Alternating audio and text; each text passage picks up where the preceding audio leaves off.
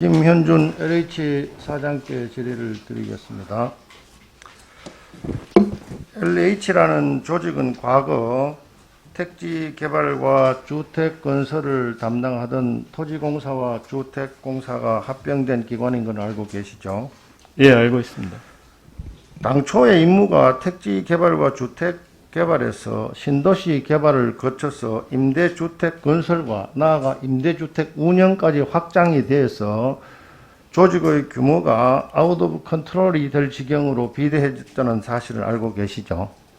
두 기관이 합쳐서 이제 시너지 효과를 발휘하는 장점도 있고 또 최근에 업무 보고 받을 때 LH의 부채가 얼마라고 받았습니까?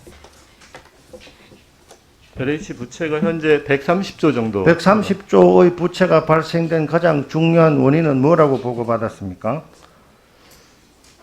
정확하게 제가 세부적으로 말씀은 못 드리지만 아마 정부의 그런 공공정책이나 이런 걸 수행하는 과정에서 공공임대주택 건설과 운영 때문에 주 요인이 부채 발생입니다. 지금 정부는 임대주택 시장을 두고 공공임대주택을 공급할 거냐, 민간임대주택을 공급할 거냐 논란이 벌어지고 있는데 신임 사장께서는 임대주택 공급 주체가 민간이 우선이 되어야 된다고 생각합니까? 공공이 우선이 되어야 된다고 생각합니까? 기본적으로 임대주택은 이제 저소득층에 대한 이제 질문에 답변만 하세요. 설명을 하지 말고 민간이 위주가 돼야 되는지 공공이 위주가 돼야 되는지 두 가지 중에 하나를 물었잖아요.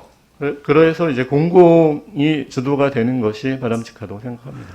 현재 민간임대주택과 공공임대주택의 비율이 각각 어느 정도 되는 걸로 알고 계십니까?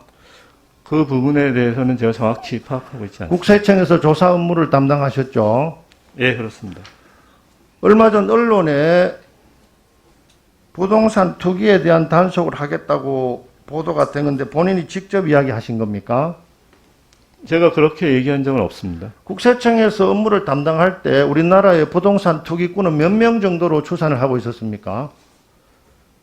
국세청에서 그런 숫자를 관리하고 있지 않은 것으로 알고 있습니다. 국세청에서 파악하고 있는 부동산 투기 자금 규모는 어느 정도로 되는 걸로 추산했습니까? 그 부분에 대해서 제가 자세히 알지 못합니다. 지금 정부는 집값 상승의 원인을 공급 부족이 아니고 유동성 과잉과 투기꾼의 농간이라고 계속해서 주장을 하고 있는데 지난 국세청이 4년간 투기꾼 단속을 몇 건 정도 했습니까? 제가 정확한 숫자는 모르지만 아무튼 부동산 이 투기로 인해서 이제 주택 시장이 투기꾼의 숫자는 어느 정도로 알고 있습니까?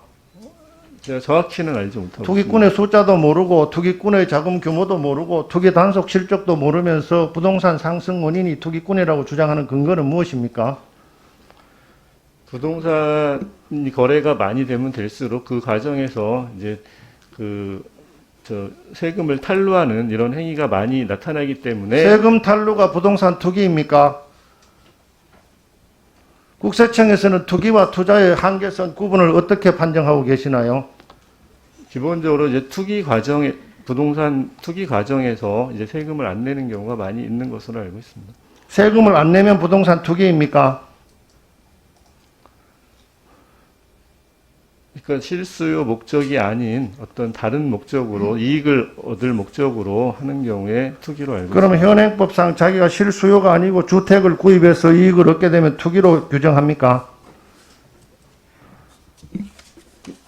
그러니까 사장님, 여러 가지 상황을 감안해서 결정해야 될 것 같습니다. 우리나라 현행법상 투기의 정의와 거기에 대한 처벌 규정이 있습니까? 투기에 대해서 법에서 구체적으로 규정한 내용은 제가 정확히 알지는 못합니다. 조형 법정주의에 의거해서 투기에 대한 법적 규정과 처벌 규정이 없는데도 처벌이 가능합니까? 저희가 이제 부동산 투기로 처벌하는 것이 아니라 이제 그런 부동산 거래나 이런 투기 과정에서 이제 이 관련 법을 위반하는 이런 행위에 대해서 처벌하는 것으로 알고 있습니다. 그러면 투기냐 아니냐의 구분이 리갈이냐 일리갈이냐의 기준으로 한다는 말씀이죠. 그런 경우에 이제 법적인 조치를 취하는 것으로 알고 있습니다. 다음에 다시 똑같은 질문을 할 테니까 답변 준비를 요청합니다. 이상입니다.